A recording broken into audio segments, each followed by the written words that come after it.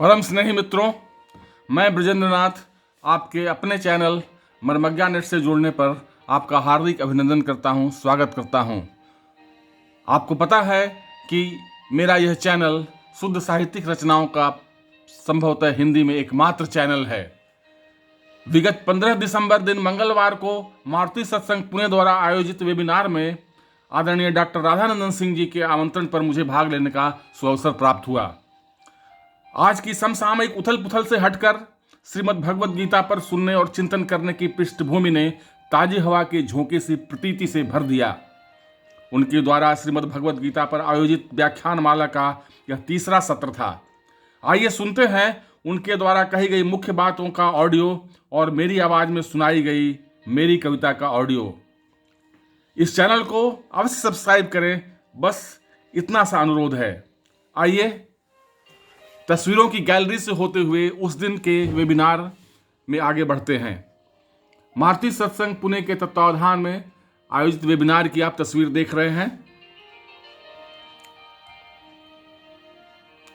मारुति सत्संग पुणे के तत्वावधान में गूगल मीट के माध्यम से आयोजित वेबिनार के आरंभ की तस्वीर आप देख रहे हैं।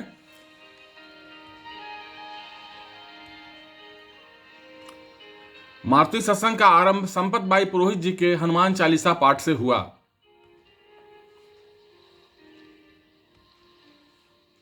डॉक्टर राधा बाबू ने आज श्रीमद् भगवद गीता पर प्रवचन के तीसरे मंगलवार के सत्संग की शुरुआत की। आपने धर्म की व्याख्या को सहज और सरल भाषा में प्रस्तुत किया। प्रस्तुत है उनके द्वारा कही गई बातों का ऑडियो। कर्ण और भीष्म पितामह दोनों अच्छे थे, दोनों पुण्यवान थे, दोनों पुण्यात्मा थे, दोनों धर्म के मर्म को जानते थे, लेकिन दोनों की अच्छाई की सीढ़ी बनाकर दुर्योधन अपने आप को महारथी समझ रहा था और न केवल पांडव को, पूरे हस्तिनापुर को त्रस्त कर रहा था। भगवान कहते हैं मैं इसी को खंडित करने के लिए ही तो संसार में अवतीर्ण होता हूं, अवतार ग्रहण करता हूं। और यही हुआ। भगवान ने अर्जुन से कहा, अर्जुन तुम कहते हो भीष्म पितामह इतने धर्मात्मा वध क्यों करूं? रे मूढ़, आज दुर्योधन जो गरज रहा है इस कुरुक्षेत्र में, इसके मूल में यही पितामह है। ये तो यहां सीढ़ी बने। और जब द्रौपदी की भरी सभा में चिरहरण हो रहा था तो वहां चुप भी हो गए। और कर्ण ने तो क्या न किया आप देखे। कहा, द्रौपदी अरे तुम तो 5 पतियों की पत्नी हो, तो छठे ही छू लिया तो क्या हो गया, तुम तो बेत्या है।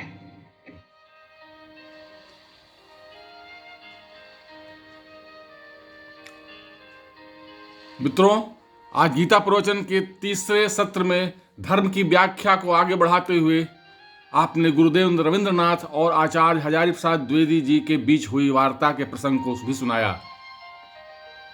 एक बड़ा अच्छा संस्मरण लिखा है हजारी प्रसाद द्विवेदी ने, आप लोग नाम सुने होंगे। हजारी प्रसाद द्विवेदी शांति निकेतन में रहते थे गुरुदेव रविंद्रनाथ ठाकुर के साथ। दोनों जाते थे प्रातः काल भ्रमण में। एक दिन रविंद्रनाथ ठाकुर ने गुरुदेव से पूछा, पंडित अरे ये तो बताओ, महाभारत के कृष्ण अवतार हो गए, ये भीष्म पितामह अवतार क्यों नहीं हो गए? भीष्म पितामह तो कृष्ण से किसी मायने में कम नहीं थे, वो अवतार क्यों नहीं हो गए? लोग उन्हें अवतारी क्यों नहीं कहते? लिखा है हजारी प्रसाद द्विवेदी ने, मैंने उस दिन तो कुछ नहीं कहा। दूसरे दिन फिर उन्होंने पूछा कि तुमने सोचा कुछ इस पर? गुरुदेव सोचा तो, और मेरे मन में यह भाव आता है कि भीष्म पितामह और कृष्ण में मूल अंतर यही है कि कृष्ण जीवन भर निर्द्वंद्व रहे, उनमें कभी धर्म अधर्म का कोई द्वंद्व नहीं था, कोई दुविधा ना रही, ये धर्म है ये अधर्म है, क्या है, कोई दुविधा ना रही। और भीष्म पितामह जीवन में कभी निर्द्वंद्व नहीं हुए, वे सदा धर्म और अधर्म के बीच में झूलते रहे। इसीलिए कृष्ण अवतारी हो गए, कृष्ण को अवतार मानते हैं और भीष्म पितामह। मित्रों, डॉक्टर राधा बाबू ने अपने विचार को विस्तार देते हुए लौकिक, पारलौकिक और निष्क्रिय कर्मों को समझाते हुए अकबर बीरबल की एक कहानी सुनाई। सुनिए। सुना रहा था अकबर और बीरबल की कहानी, आपको सुनाओ। एक बार अकबर ने बीरबल से पूछा, बीरबल ये तो बताओ कि कर्म का स्वरूप क्या है तुम्हारे धर्म में, तुम्हारे यहाँ लोग धर्म कर्म कैसे करते हैं। कहा महाराज मेरे यहाँ सब बात बिल्कुल साफ है, आप बताओ तो कुछ। उन्होंने कहा आप जानकर क्या कीजिएगा, जरा कहानी बहुत रुचिकर है, जरा सुनिएगा। ये हम लोगों से जुड़े हुए हैं, एकदम हम लोग जुड़े हुए हैं इससे, ये सुनिए इस कहानी को। तो बीरबल को बहुत तंग किया अकबर ने, नहीं नहीं नहीं बताओ तो कुछ हम भी जाने। कहा महाराज हमारे यहाँ 3 प्रकार के कर्म होते हैं। कहा कैसा कैसा। कहा एक कर्म जो करते हैं वो यहाँ के लिए होता है, और एक कर्म जो होता है वो वहां के लिए होता है, ऊपर के लिए। और कहा तीसरे प्रकार का एक कर्म होता है जो न यहाँ के लिए होता है न वहां के लिए होता है।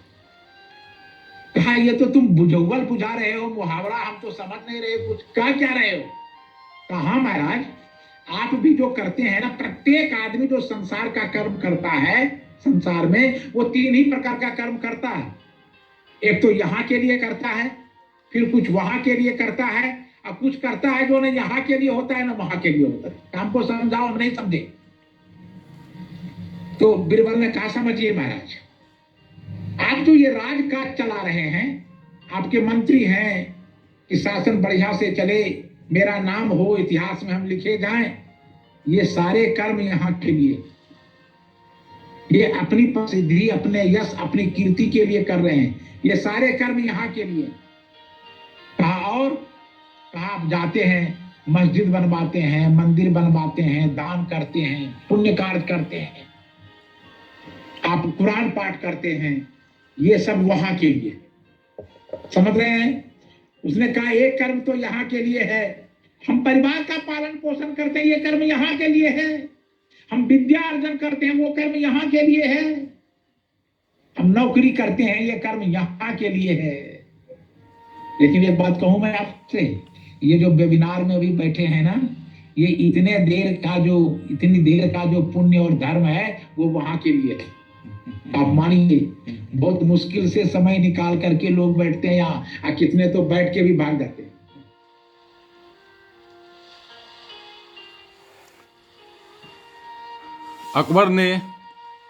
अकबर के पूछने पर बीरबल ने ऐसे कर्म को जो न यहाँ के लिए न वहाँ के लिए है, इसके बारे में बताया कि जो आप नृत्य देखते हैं, जो मदिरा पान करते हैं, वह कर्म न यहाँ के लिए है न वहाँ के लिए है। आगे डॉक्टर राधा बाबू की आवाज़ में एक और ऑडियो सुनते हैं। इसमें उन्होंने जटायु के लगे तीरों और भीष्म के सरसैया के तीर की व्याख्या की है, उनकी विवेचना की है। सुनिए। अब देखिए, एक तरफ सीता है, एक तरफ द्रौपदी है, एक तरफ जटायु है और एक तरफ भीष्म। परिणाम क्या हुआ मित्रों?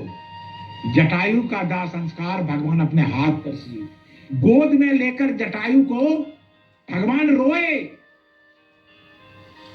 दशरथ जी मर गए लेकिन भगवान के दर्शन नहीं हुए थे, और जटायु को भगवान ने सिर्फ दर्शन, जब आए भगवान तो देखा आगे पड़ा गीधपति, गीधपति आगे पड़ा हुआ है, और सुमिरत राम चरण जिन रेखा, आगे पड़ा गीधपति, देखा सुमिरत राम चरण जिन रेखा, देखा कि ये गीधपति पड़ा हुआ है। और देखिए उस महात्मा की चेतना, जब तक भगवान नहीं आया उसने काल को रोक दिया, रुको मैं प्रभु के दर्शन को उनको सूचित करके मैं जाऊंगा। और जटायु पड़ा रहा, भगवान आए, कहा प्रभु बस, कहा ऐसी कैसी गति हुई, सब कुछ उन्होंने बता दिया कि किस तरह रावण ने मुझे ये स्थिति कर दी, और प्रभु सीता का हरण करके रावण ही ले गया है।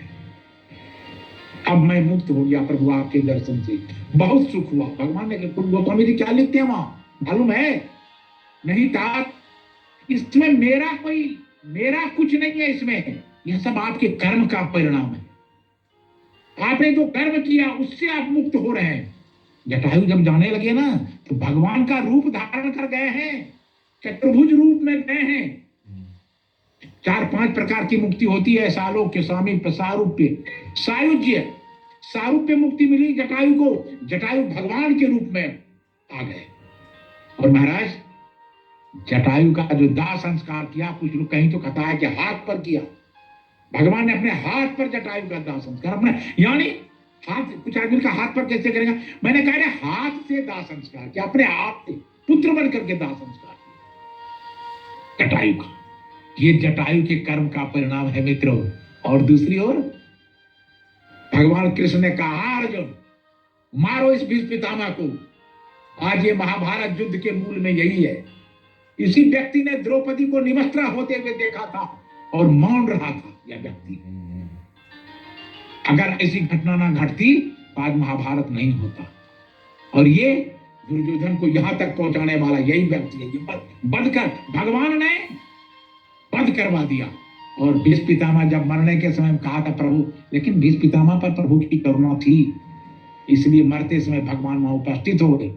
लेकिन यह मौन भाव से यह संदेश देकर गए। भीष्म पितामह की आंखों से अश्रु धारा नहीं। ये जो भीष्म पितामह और कृष्ण में बात हो रही थी महाभारत में नहीं है। ये जो है ना, इसी को परावाणी कहते हैं, परावाणी।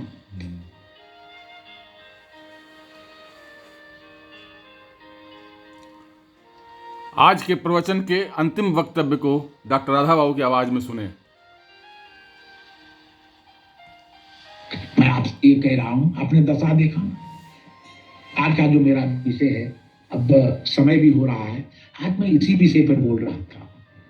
ये मेरा भाव है अपना कुछ, इसलिए मैं कहता हूं ना, ये जो धर्म, गीता का जो धर्म है ना, जो अर्जुन कहता है कि मैं युद्ध नहीं करूंगा, गांडी फेंकता हूं, तो भगवान कृष्ण कह रहे हैं कि गांडी तो फेंक दोगे अर्जुन, लेकिन एक बात जान लो, ना तो गांडी फेंकने पर जो मरोगे तुम, ना तो तुम्हें वह स्वर्ग मिलेगा, न धरती पर सुख मिलेगा। हतो वा प्राप्ति स्वर्गम जित्वा वा भुज्यसे महिम। हे अर्जुन, ये कर्म ना तो वहां के लिए है, न यहाँ के लिए है। इसलिए आज के पूरे इस प्रवचन का सार संक्षेप है, कर्म ऐसा कीजिए जो कुछ यहाँ के लिए हो, क्योंकि हम गृहस्थ हैं, और कुछ ऐसा कीजिए सत्संग आदि में जो वहां के लिए हो। भूल कर भी ऐसा ना कीजिए जो न यहाँ के लिए हो न वहां के लिए हो। और ऐसा ही कर्म धर्म बन करके हमारे आपके जीवन में। मित्रों, गया से जुड़े डॉक्टर विजय कर्ण जी ने स्वस्थ रहने के लिए हड्डियों से संबंधित रोगों के बारे में बताया। आप उनका संक्षिप्त ऑडियो सुने। तो आज मेरा विषय है हड्डियों की समस्या के बारे में। हड्डियों की समस्या, क्योंकि मैं समझता हूँ जितने लोग जुड़े हुए हैं, कुछ न कुछ लोगों को कष्ट भी होगा। जैसे किसी को है ये घुटने में दर्द है, बैठा नहीं जा रहा है, किसी को ये बाँह उठाने में दिक्कत हो रही है, किसी को झुकने में दिक्कत है, किसी को गर्दन में तकलीफ है। तो ये सारी तकलीफें जो है 60 साल के बाद कष्ट से अनुभव होने लगता है। हमें तो पहले से होता है, पर इसमें बहुत अधिक परेशानी होने लगती है। तो ये क्या वजह होता है, क्यों ऐसा होता है इस समय?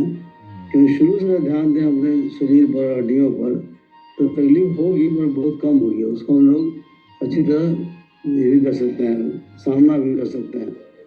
तो इस प्रसंग में मैं कहना चाहूँगा कि देखिए, हड्डी की जो बनावट है, जोड़ का बस करके, जोड़ में कार्टिलेज होता है जो कि गद्दी की तरह होता है दोनों जोड़ के बीच में, और एक साइनोवियल फ्लूइड होता है, उस तरह का लिक्विड होता है। जैसे कि आप देखे होंगे मशीन में वहाँ थोड़ा सा ये लिक्विड दिया जाता है, ग्रीस लगाया जाता है, किया जाता है, इवन मशीन में होता है।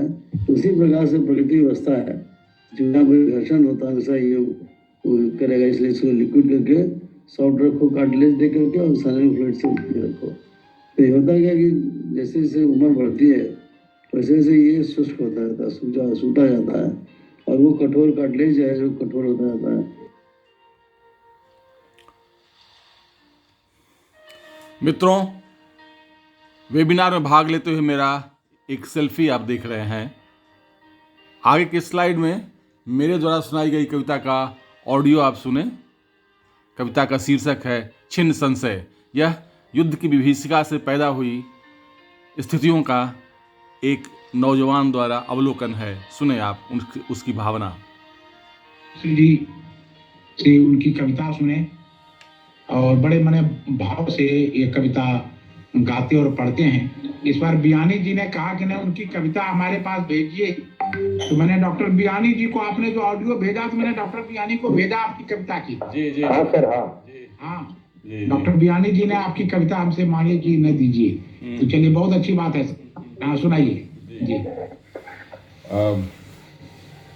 मारुति सत्संग पुणे के हाँ लगता है कलंत्री साहब दिख नहीं रहे हैं ना, अध्यक्ष प्रोफेसर कलंत्री साहब और नहीं आज नहीं रुका। हाँ, सचिव रमेश राय जी, डॉक्टर विजय कर्ण जी, रमेश बियानी जी, अजीत बाबू और संयोजक डॉक्टर राधा बाबू, आप सबों को नमन अभिनंदन करते हुए आपने मुझे मौका दिया है आज बोलने का, आज कविता पाठ करने का। मेरी आवाज़ आ रही है?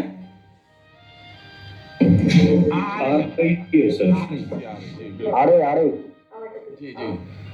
तो सबों का सत्संग से जुड़ने वाले सभी भाई बहनों का अभिनंदन करते हुए मैं अपनी कविता सुना रहा हूँ। यह कविता डॉक्टर राधा बाबू जी ने जो महाभारत की कथा और गीता के बारे में जो वर्णन किया है उसी से जुड़ी हुई ये कविता है।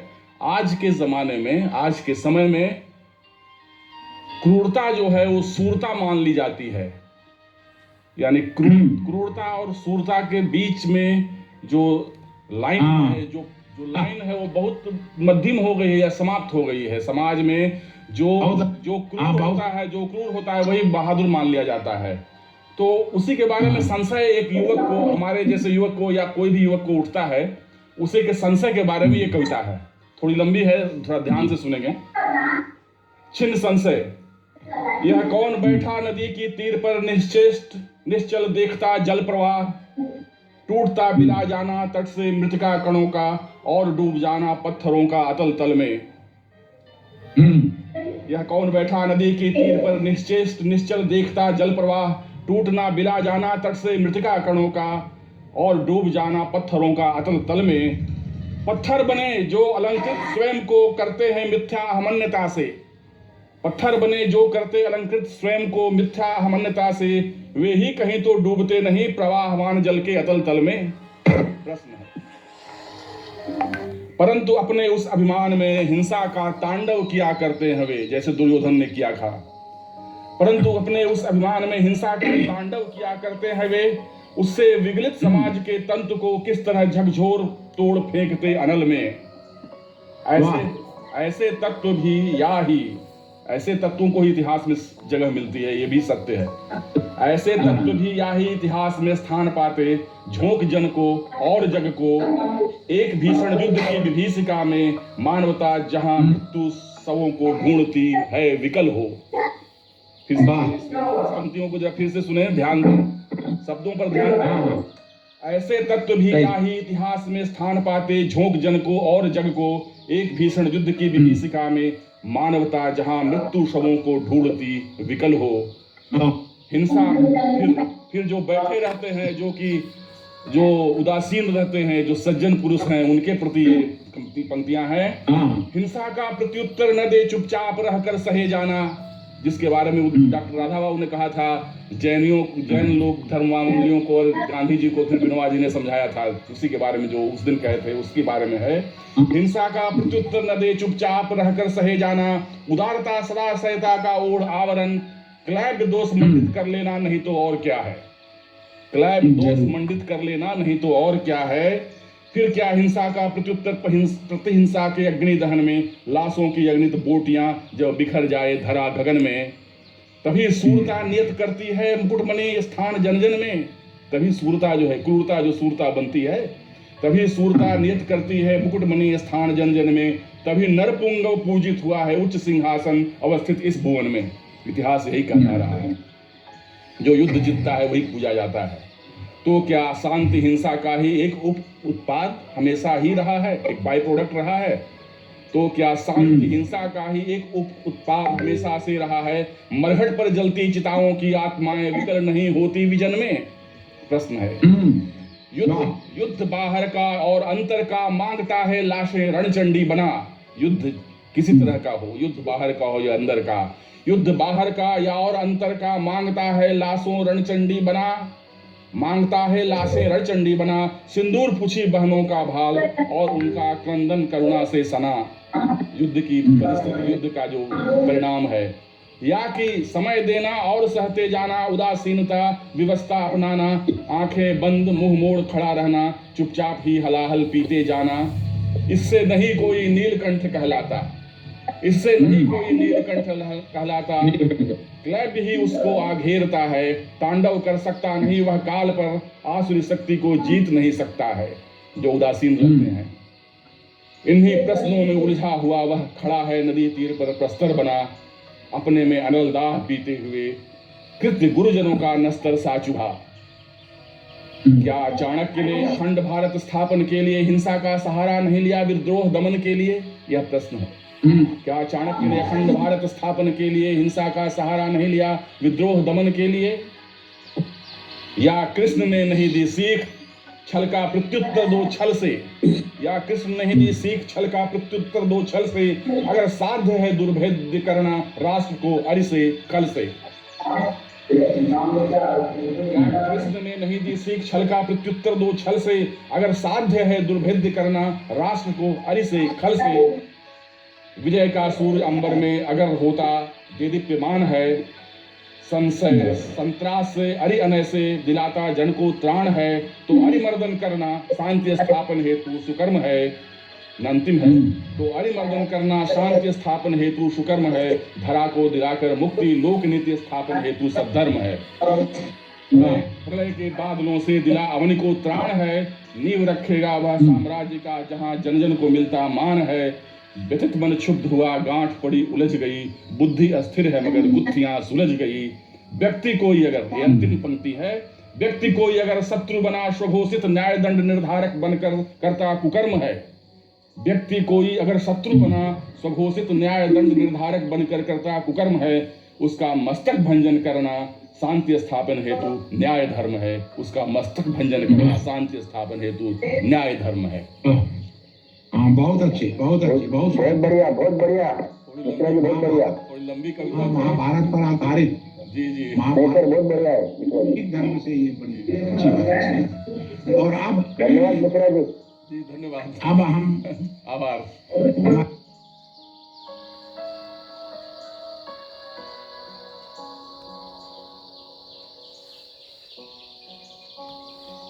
और गले में बहुत सुंदर सुशोभित माला है। वीरासने स्थितं धीरं रामदूतस्य सेवकम्। वीरासने स्थितं धीरं रामदूतस्य सेवकम्, आशीर्वादात्मिका मुद्रा यस्य तं प्रणमाम्यहम्। वाम हस्ते गदा यस्य ग्रीवायां मालिका शुभा, हृदि रघुनाथ गाथाया मंदिरम प्रणमाम्यहम्। बहुत अच्छा।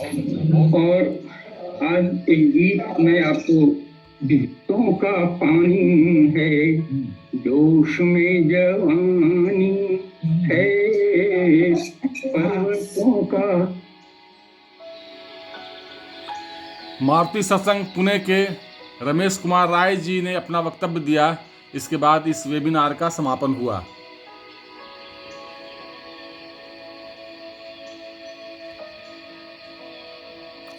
तो मित्रों, मेरी अन्य कविताएं, मेरी कविता संग्रह कौंध को अमेजन किंडल से डाउनलोड कर आप पढ़ें और अपने विचारों से अवगत कराएं। मित्रों, मेरा इस चैनल सब्सक्राइब करें, लाइक और शेयर करें और बेल आइकन अवश्य दबा दें ताकि कोई भी नया वीडियो अपलोड होने पर उसकी सूचना आपको मिल जाए। मिलते हैं एक निश्चित अंतराल के बाद। धन्यवाद, बहुत बहुत धन्यवाद।